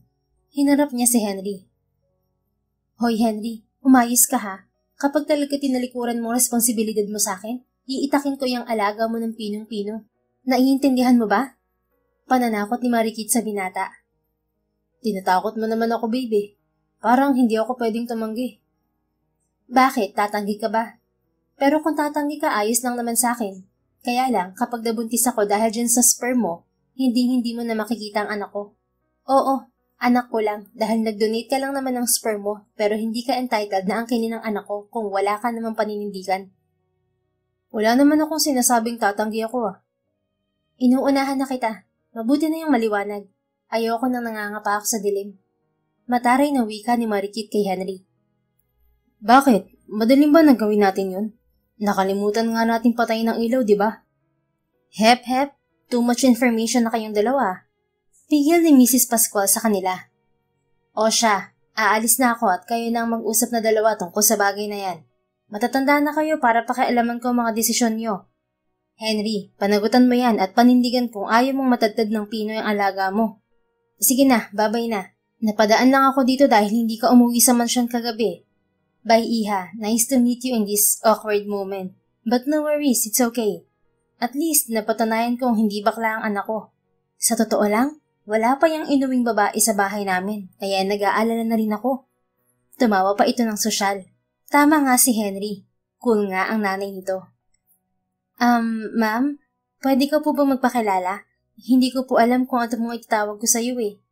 Mahinang tanong ni Marikit sa ginang. Isang ngiti ang sumilay sa labi ni Mrs. Pascual. Tawagin mo na lang akong Tita Olivia, Marikit. Tita Olivia, salamat po at hindi niyo ako hinusgahan. Malaking bagay na po yun para sa akin. Bakit naman kita huhusgahan? Wala naman sa akin kung galing ka sa mayamang angkan o hindi. Ang sa akin lang ay dapat mahal niyo ang isa't isa ni Henry. Isa yan sa nagpapatatag ng isang relasyon, lalo na sa isang mag-asawa. Makahulugang wika ni Tita Olivia at pareho silang tiningnan ni Henry. Hindi na umimik ang dalawa hanggang sa makalabas ang ginang. Gutom ka na ba? Masuyong tanong ni Henry nang makaalis ang ina nito. Mag-order ako ng pagkain natin. Anong gusto mo kainin? Ikaw, nasa menu ka ba? Nakangiting balik tanong ni Marikit sa binata. Biglang napalunok si Henry dahil sa tanong na yon ni Marikit. Nang hindi ito makapagsalita ay malakas na tumawa ang dalaga. Joke lang, ikaw naman. Kahit ano na lang, hindi naman ako mapili. Kailangan ko pa palang tawagan ng kapatid ko at hindi ko naibigay sa customer niya ang peanut butter kahapon. I'm your sister's customer, Marikit. Anong sabi mo? Ang sabi ko, ako ang nag-order ng peanut butter sa kapatid mo. Kaya nasa entrance ako ng hotel kahapon para sunduin ka at i-meet up. Paano nangyari yun? Magkakilala kayo ng kapatid ko? I will explain it to you later. Sa ngayon ay kumain na muna tayo. Alam kong gutom ka na. Wala tayong kain kahapon, tapos naubos pa ang energy natin sa kaka-exercise. Kaya kailangan ulit natin ng lakas para... Hoy, Mr. Pascual ha, hindi ko gusto yung tumatakbo sa utak mo. Masakit pa ang buong katawan ko. Putol ni Marikit sa sinasabi nito. Malakas na tumawa si Henry dahil sa sinabi niya. Alam mo, napaka-green pala ng utak mo no? Hindi ako siluntian na berde ang utak no? Kailangan natin ng lakas para sa pagpunta natin sa apartment mo. Yun ang ibig kong sabihin. Linawin mo kasi. Sige na, mag-order ka na muna ng food at gutom na ako. Baka mamaya, ikaw ang kainin ko Pwede naman, panghimagas mo ako. Pili ang sabi ni Henry sa dalaga na inirapan lang ng huli. Agad na kumain si Marikit nang dumating ang pagkain na in-order ni Henry. Gutom na gutom talaga siya. Nang maubos ang 2 pinggan ng pagkain ay napasandal ang dalaga sa sofa. Thank you God, busog na busog ako. Pasasalamat ni Marikit sa Diyos dahil sa biyaya nito. Gusto mo na ba akong gawing panghimagas, Marikit? Ready na ako. Tinaas baba pa ni Henry ang kilay para akitin ng dalaga. Pass muna ako. Kailangan ko pang masiguro na mapipikot nga kita. Bakit ba pa na yung sambit mo nung pipikutin mo ko? Ganun mo ba ako kagusto para pikutin mo pa? Hindi kita gusto. Advance lang talaga ako mag-isip. Mamaya niyan may laman na ang tiyan ko dahil sa nangyari sa atin. Siyempre kapag buntis ako ng walang amang anak ko, pagpipiyastahan kami ng mga tao sa may amin. Ano na lang ang sasabihin nila? Magkapatid kami na malalandi at basta na lang tumitihaya kung kani-kanino, kaya nabubuntis ng walang asawa. Kaya dapat kitang pikutin dahil sure ako na nagtanim ka sa akin kagabi. Ganun kabilis? Tanungin mo yung sperm mo, Henry. Sila ang lumalangoy para makipagkita sa Excel ko. Baka swimmer yung mga sperm mo at shooter, kaya nakabuo ka agad tayo. Gusto mong magpa-check up na tayo? Baka nga may laman na yung tiyan mo. Napatitig si Marikit sa binata. As in? Naniniwala talaga siya sa sinabi ko? Tanang ng isipan ni Marikit. Dahil sa nakikitang determinasyon sa mukha ni Henry, ay hindi napigilan ni Marikit ang matawa. Handa ka talagang magpapikot ha? Bakit? Gusto mo na ba ako? Binibiro lang naman kita, sumakay ka agad. Natatawa pa ring tanong ni Marikit sa binata. Kung sasabihin kong gusto na nga kita, maniniwala ka ba? We, sure ka na may gusto ka sa akin? Oo nga, handa na nga ako magpapikot sa'yo Sabihin mo lang pakakasalan kita kaagad sa kahit saang simbahan. Proposal na ba yan? Pwede. Payag ka ba? Sandaling natahimik si Marikit. Ito ang gusto niya, ang mapikot ang bilyonaryong si Henry. Ayaw na niyang api-apihin ng iba, kaya kailangan niyang maging mayaman. At kapag naging asawa siya ni Henry, ay magiging mayaman na rin siya, at wala nang mang-aapi pa sa kanya. Sigurado ka ba, Marikit, na dahil lang sa kayamanan niya kaya mo siya gustong pikutin? Hindi mo siya gusto? Tanong ng kanyang isipan. Isang malalim na buntong hininga ang pinakawalan ng dalaga. Hindi niya alam ang nararamdaman niya. Parang takot na siyang magmahal muli katulad ng pagmamahal niya noon kay Nick. Kahit alam niyang tanggap siya ng ina ni Henry, may takot at pangamba pa rin sa puso niya. Saka na natin pag-usapan yan, Henry. Paano mo nga pala nakilala ang kapatid ko? Pag-iiba ng usapan ni Marikit. Sinabi naman lahat ni Henry ang ginawa niyang pagpapaimbestiga sa kanya ng binata at ang pakikipag-usap ng kapatid niya kay Henry. So, plano niyong pagkikita natin to? Naniningkit ang mga matang tanong ni Marikit sa binata. Oo, gusto sana kitang makausap and I want to pursue you, kaya ginawa ko yun. Sagot at paliwanag ni Henry. Hay nako talaga ang buntis na yon. Humanda siya sa akin mamaya. Aalis ka na ba? Ihahatid na kita. Sige. Anyway, ayan ang peanut butter na pinadala ni Luntian. Ikaw na bahalang humusga sa lasa. Tawagan mo na lang siya kung mag-order ka pa. Teka, akin ang bayad mo.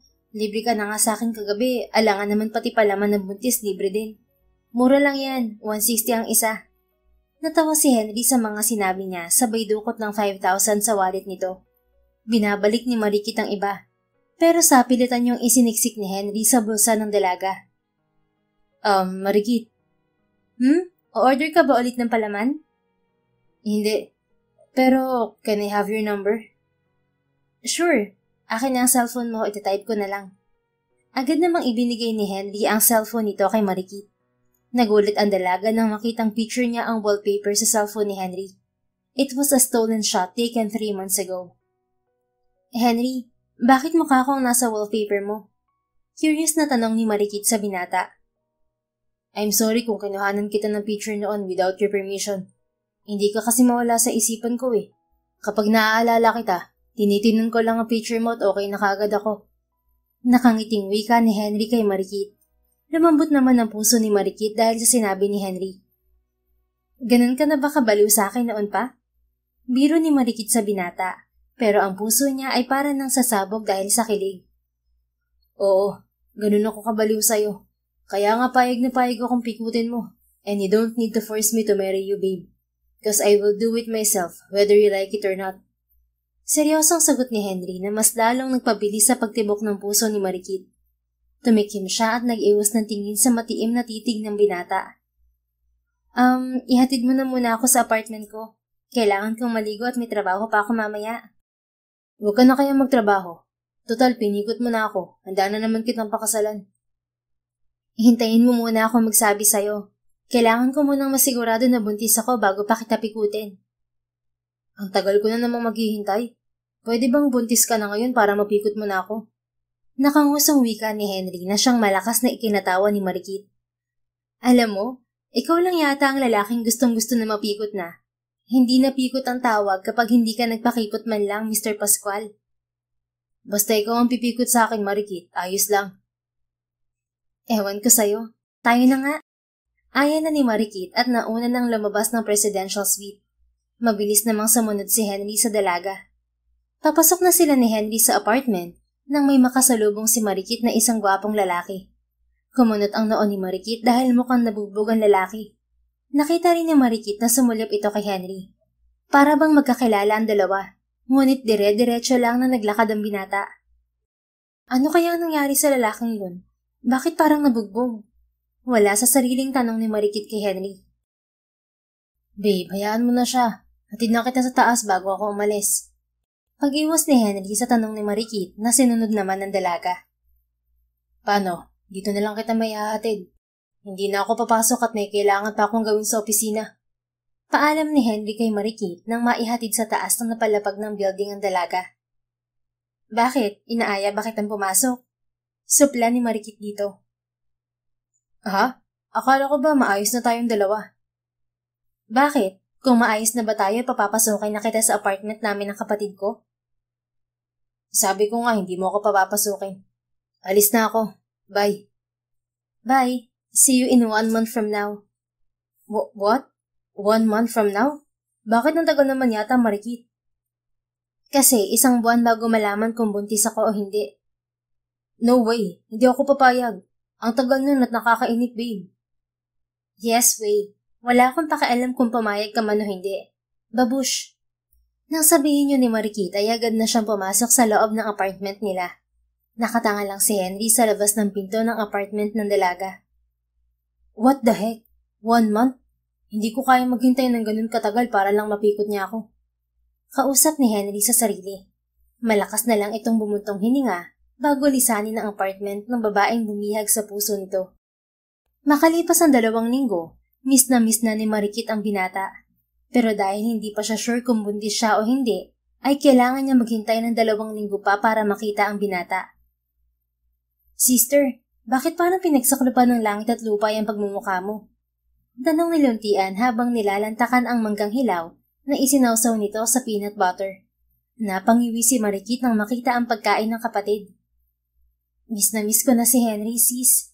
Pero kailangan pa ng 2 linggo para makita ko siya. Bakit mo kasi pinaghihintay si Henry? Siya na nga ang pipikutin mo, siya pang pinaghihintay mo. Siyempre, kailangan ko munang siguraduhin na buntis ako bago ko siya tuluyang mapikot. Hay, katangahan ng tawag dyan, Marikit. Nasa harapan mo na nga ang ginto, inayuan mo pa. Ikaw, anong tawag sa'yo? Kabobohan. Isa ka bang orphanage at tinanggap mong donasyon na sperm niyang bumuntis sa'yo? Mabuti nga si Henry handang magpapikot. Samantalang yung nakabuntis sa'yo, walay. Ibang kaso naman tong sa akin eh. At saka ikaw ang pinag-uusapan natin dito. Bakit napunta sa akin? Nakanguso na tanong pabalik ni Luntian sa kanya. Hay, baka puntahan ko na lang siya mamaya sa hotel niya. Gusto ko siyang makita talaga. Mas mabuti pa nga. Good luck sa inyo, sister. Sabi ni Luntian habang nilalantakan pa rin ang manggang hilaw na isinawsaw sa peanut butter. Kinabukasan ay nagtungo nga si Marikit sa hotel na pagmamay-ari ni Henry.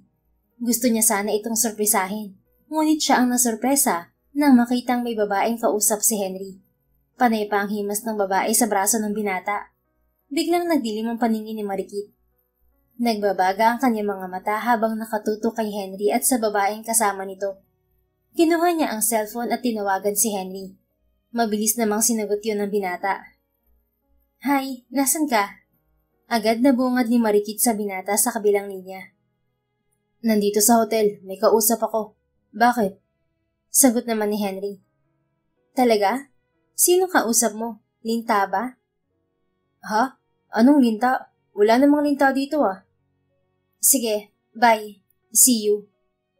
Wait, Bago pa matapos ni Henry ang sasabihin nito, ay pinutol na ni Marikit ang tawagan nila. Malalaki ang hakbang na tinungo niya ang kinaroroonan ni Henry at ng babaeng linta.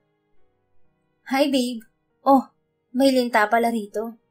Nakangiti na bati ni Marikit kay Henry. Sabay tingin sa babae ngayon ay nawala na ang ngiti sa mga labi. Nasaan ang linta? Nagtatakang tanong ni Henry kay Marikit. Inginuso ni Marikit ang babaeng kaharap na nila ngayon. Siya yung sinasabi ko sa iyong linta. Kung makakapit, akala mo naman pagmamayari ka niya, Henry. Excuse me, miss. Hindi ako linta.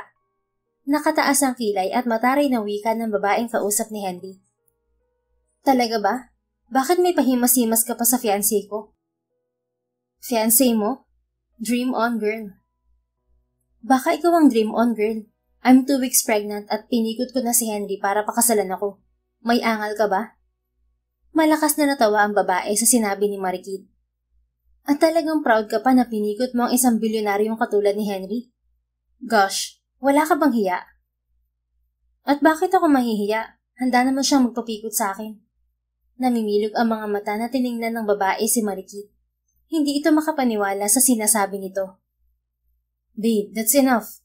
Saway ni Henry at hinalikan pa si Marikit sa may ulo. Siniko naman ni Marikit ang tiyan ng binata. Ouch, babe.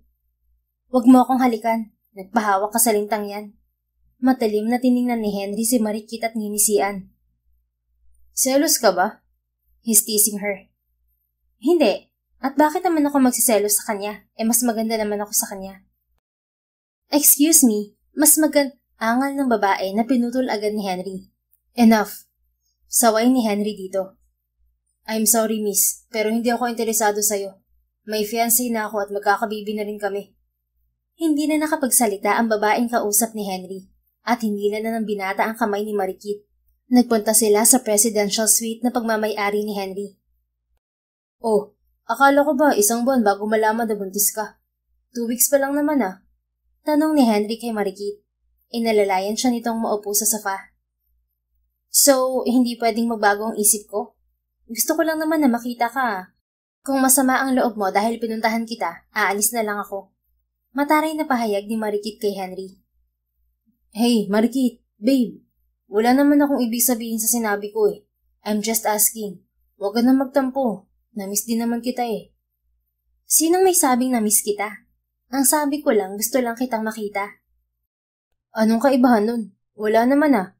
Kaya nga gusto mo akong makita kasi miss mo na ako. Asyumero ka lang talagang lalaki ka. Mahinang natawa si Henry. Hinila nito si Marikit at niyakap. Totoo bang buntis ka na? Malambing na tanong ni Henry sa dalaga. Yumakap naman pabalik si Marikit sa binata.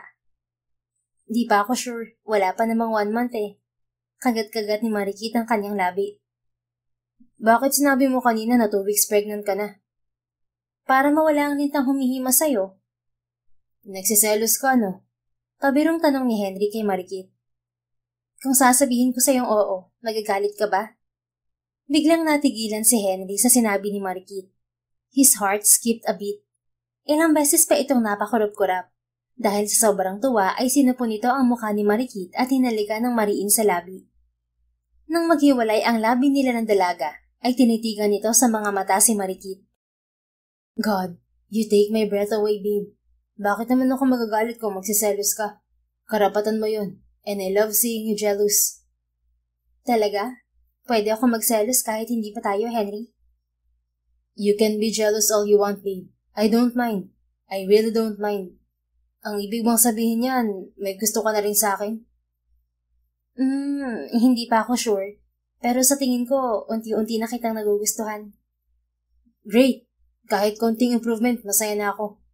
Anyway, can I invite you for a date? Sige ba? Basta maraming foodies ha, gora ako. Sure, dito ka na magpahinga. Sa labas na tayo mag-lunch, mag-snack at mag-dinner. Gusto mo ba?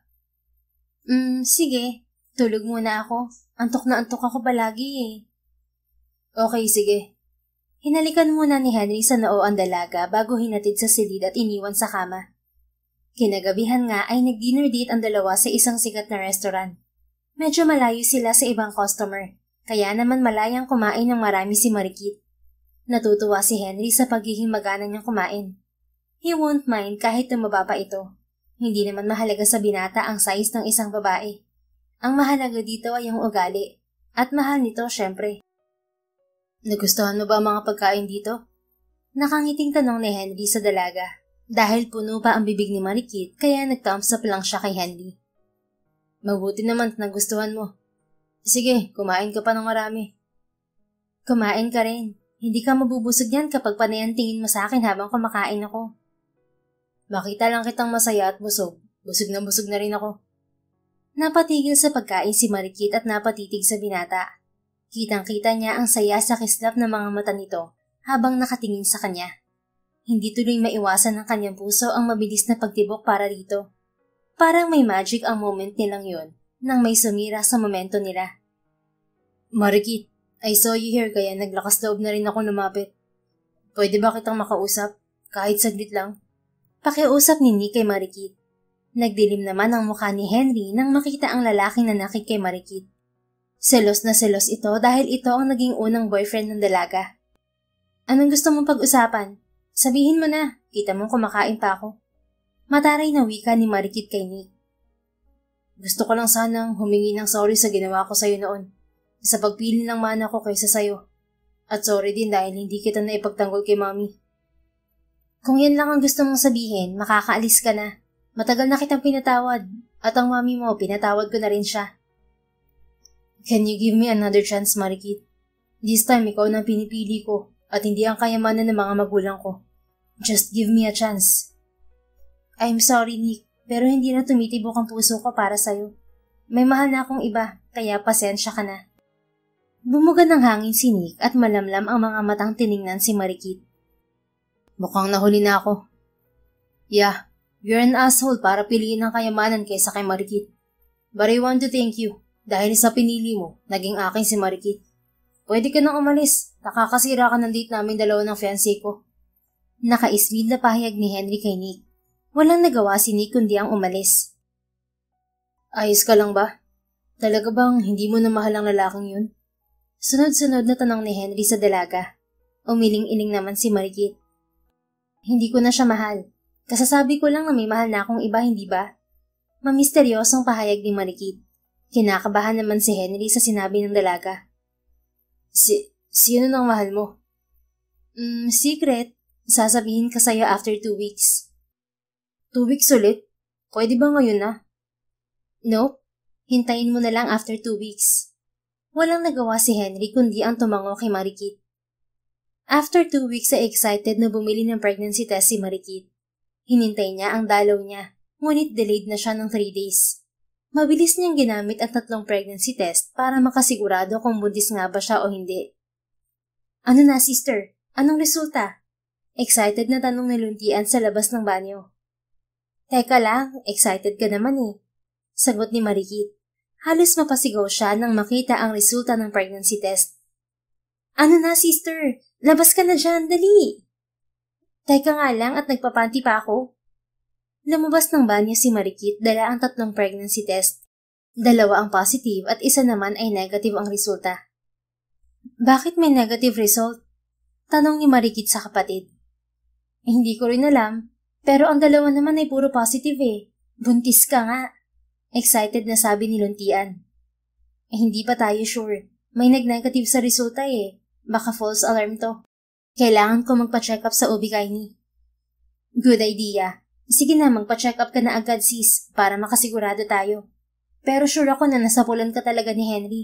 Magkaka-baby na kayo. Tinulungan ni Luntian ang kapatid na mag-ayos ng damit para magpa-check up. Nang makaalis na si Marikit ay agad tinawagan ni Luntian si Henry. Oh, sister-in-law, napatawag ka. Bungad ka agad ni Henry kay Luntian sa kabilang linya. Ayos na ba yung surprise mo sa kapatid ko? Excited na tanong ni Luntian kay Henry. Oo, naayos ko na. Ang matamis na oo na lang ni Marikit ang kulang at okay ng lahat. Great. Ihanda mo ng sarili mo at ang surprise mo para kay Marikit, okay? Okay, sister-in-law. Napapangiti na lang si Luntian. At sa wakas ay matutupad na rin ang plano niya sa kanyang kapatid. Ang makapikot ito ng bilyonaryo. Minala siya kaya ito ang tutupad ng plano niyang maganda. Nasa klinik na si Marikit at kausap niya ang doktor. Congratulations! You're 3 weeks pregnant. Gusto mo bang magprint ako ng ultrasound ni baby? Tanong ng doktor kay Marikit. Tumango-tango naman si Marikit. Hindi siya makapaniwala na magkakaanak na nga talaga siya. Hindi niya mapigilan ang hindi maging emosyonal. Panay ang tulo ng luha sa mga mata niya. Ang saya niya, at the same time ay natatakot din siya. Natatakot siya sa responsibilidad. Naitanong niya sa sarili kung kaya niya bang maging isang mabuting ina sa kanyang anak. Nang ibigay ng doktor ang print ng ultrasound ni baby ay nagpasalamat agad dito si Marikit. Mabilis niyang tinawagan si Henry. Excited na siyang malaman nito ang kanyang pagdadalang tao. Marikit babe, napatawag ka. Agad na bungad ni Henry kay Marikit. Nasaan ka? May gusto sana akong sabihin sa'yo eh. Excited na wika ni Marikit. Nandito ako sa hotel. Pumunta ka na lang dito. Okay, I'm on my way. Bye. Agad na pinuto ni Marikit ang tawag at mabilis na sumakay ng taxi para magpahatid sa Pascual Hotel. Habang si Henry naman ay aligaga sa preparasyon nito para sa proposal kay Marikit. Nang dumating ang dalaga, ay agad nitong niyakap at hinila papasok si isang silid sa hotel si Marikit. Anong sasabihin mo sa akin, babe? Excited na tanong ni Henry sa dalaga. Buntis ako. Buntis na ako at humanda ka na dahil pipikutin na kita, Henry. Pahayag ni Marikit habang nakangiti. Nabingi naman si Henry sa naging balita ni Marikit. Bumilis ang pagtibok ng puso nito at ilang sandali pa ay nawalan na ito ng malay. Henry! Hoy, Henry! Sinabi ko lang na buntis ako, bakit hindi matay ka? Gising ni Marikit sa binata. Dahil hindi ito magising kahit na anong gawin niya, kinuha niya ang dala niyang bottled water at ibinuhos sa mukha ni Henry. Agad namang nagising ang binata. May sunog! May sunog! Malakas na sigaw ni Henry. Walang sunog. Sabi ko buntis ako, bakit ka hinimatay? Panira ka ng moment. Inis na tanong ni Marikit kay Henry. Muli na namang namutla si Henry, kaya matalim itong tiningnan ng dalaga. Kapag hinimatay ka ulit, bibigwasan na kita, Henry.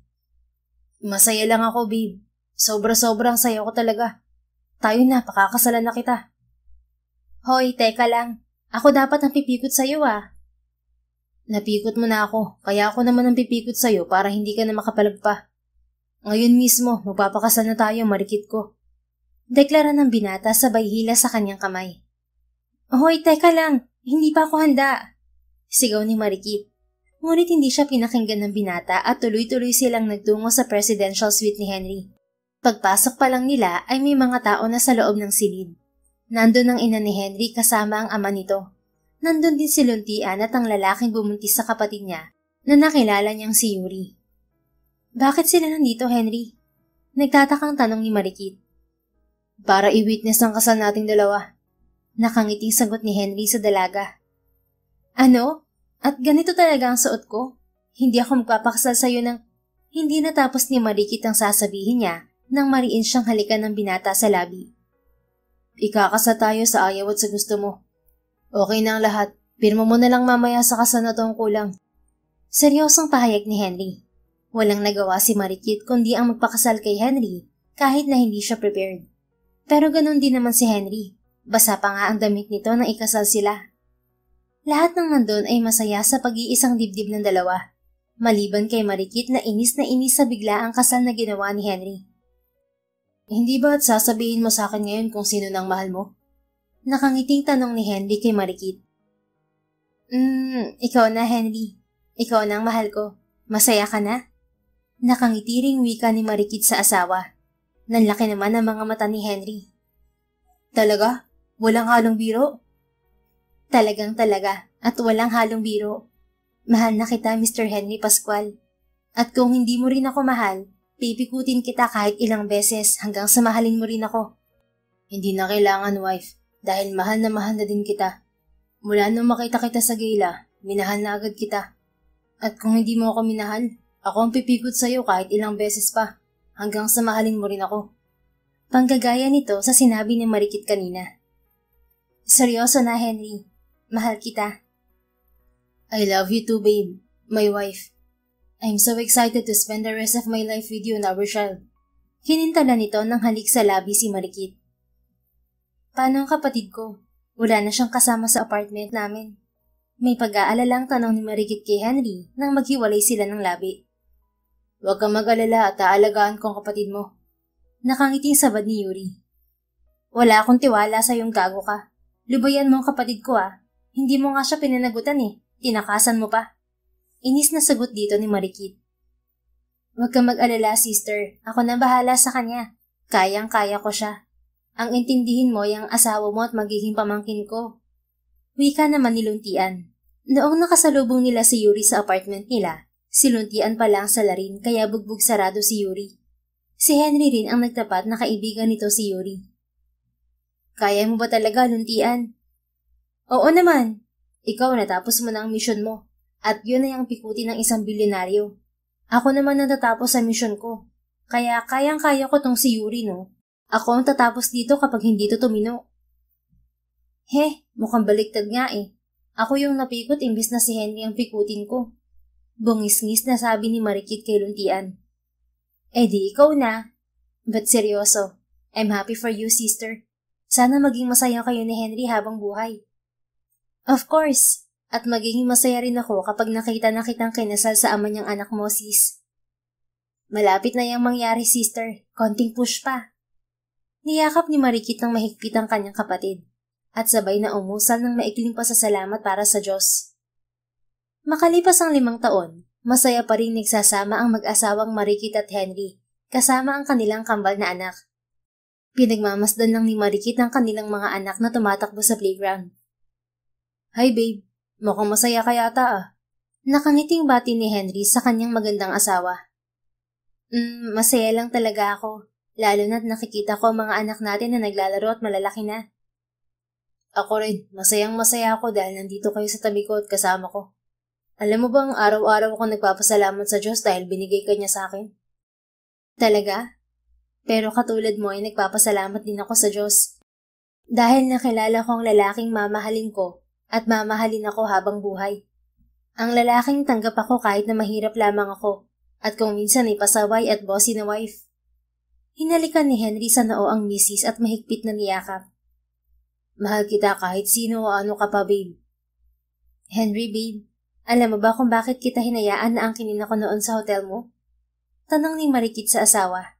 Hindi niya kasi sinabi ang unang motibo niya nang gawin niya ang bagay na yon. Bakit? Mahalaga pa ba yun? Oo naman. Siyempre ayoko namang maglihim sa'yo eh. Sorry kung ngayon ko lang na-open.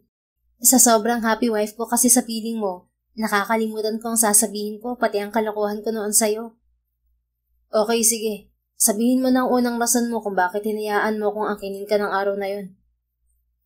Well, di ba nga pasasalamat ko yun dahil sa pagtulong mo sa akin? Pero ang totoong rason ay dahil balak talaga kitang pikutin kapag nakuha mo ng pagkababae ko. At para rin magkaroon ako ng kapangyarihan at kayamanan kapag naikasal ka na sa akin. Bakit yun ang naging rason mo? Kasi ayaw ko nang maapi pa. Kaya naisip ko na ang isang katulad mo na mayaman ang paraan ko para hindi na maapi pa ng mga katulad ng ginawa ni Mrs. Nicola sa akin. But then I realized na kamahal-mahal ka pala. Vocal ka naman sa parting yan noon pa, di ba? I won't mind. Oo nga, pero dinadaan ko lang sa biro para hindi mo mahalata na may intensyon talaga ako noon sa yaman mo. It's okay, babe. Kahit naman gastusan kita, hindi mauubos ang kayamanan ko. Pero wife, nangikasal tayo. Ano nang naging rason mo? Well, kasi mahal na kita. At ang isang kagaya mo ay hindi dapat na pinapakawalan. I'm so lucky to have you, Henry. I'm sorry kung nagkaroon ako ng masamang motibo noon sa'yo. You're forgiven, wife. Kahit na anong naging rason mo, ang mahalaga ay mahal kita. Mahal na mahal. Handa ako magpapikot sa'yo at magpagamit. Kahit kailan at kahit saan. Alam mo yan. Mahinang natawa si Marikit sa sinabi ng asawa. Bakit parang may double meaning ang sinabi mo? Ha? Anong double meaning dun? Maang-maangan itong tanong kay Marikit. Wala. Ang sabi ko ang gwapo mo talaga kaya nabihag mo ang puso ko. Ouch! Ang sakit naman ng puso ko. Kagwapuhan ko lang pala ang habol mo. Hindi no. Kasama rin ng pera. Bumunghalit sila ng tawa. Isali na rin pala natin ang kahanginan mo, mister ko. Gwapong-gwapo sa sarili. Ikaw naman, hindi na mabiro. I love you, babe. Ikaw ang nag-iisang Marikit ng buhay ko. Mahal na mahal din kita, Henry. Mahal na mahal. Kaya kung ayaw mong tadtarin ko ng pinong-pinoy ang alaga mo, wag na wag kang tumingin sa kahit na sinang babae. Naintindihan mo ba? Kailan ba ako tumingin sa ibang babae? Ikaw lang ang gusto kong tingnan. Kinilig naman si Marikit sa sinabi ng asawa. Totoo ba yan? Baka pinaprank mo lang ako, ha? Hindi kita kailanman ipaprank, no? Ikaw ang pinakamagandang babaeng nakita at nakilala ko. Walang halong biro. At naniniwala na ako sa'yo. Ikaw rin ang pinakagwapong lalaking nakilala ko at nakita. Promise? Promise. Bakit ang dami mong picture ng mga opa na idol mo? Sabi mo akong pinakagwapong nakita mo. Huwag ka nang magselo sa kanila. Sila at ang 99 others ay mga appetizer lang sa mga mata ko. Ikaw naman ang main dish eh. Natatawang wika ni Marikit sa asawa. Kahit na, nagsiselos pa rin ako. Kahit na sabihin kong buntis ulit ako? Napatulala si Henry sa sinabi ng asawa at bigla na lang itong nahimatay. Mahinang natawa si Marikit sa naging reaksyon ni Henry. Nang mahimasmasan ng asawa, ay agad siya nitong niyakap at bigla na lamang itong sumigaw. Yes! Magdadagdag na naman sa sperm kids ko. I love you, Marikit. Salamat sa another baby and blessing. Mahal din kita, Henry ko. Pero sana naman sa susunod na bubuntis ulit ako, huwag ka nang mahimatay. Grabe kang pasayahin, nawawalan talaga ng malay. Nakangiting wika ni Marikit. Yes, babe. Tara na sa kambal, sabihin natin sa kanilang magandang balita. Niyakap muna nito ng mahigpit si Marikit at sabay na nagsaya ang kanilang mga puso. Dumaan pa ang maraming taon pero masaya pa rin ang mag-asawang Henry at Marikit. Hindi na muna sila nag-anak dahil nais nilang bigyang prioridad ang kambal at ang bunso nila. The End. Kung nagustuhan mo ang istoryang ito, please don't forget to like, comment, and share it with your friends. Your support really makes a difference. Thank you and see you sa ating next story. Keep safe and be blessed.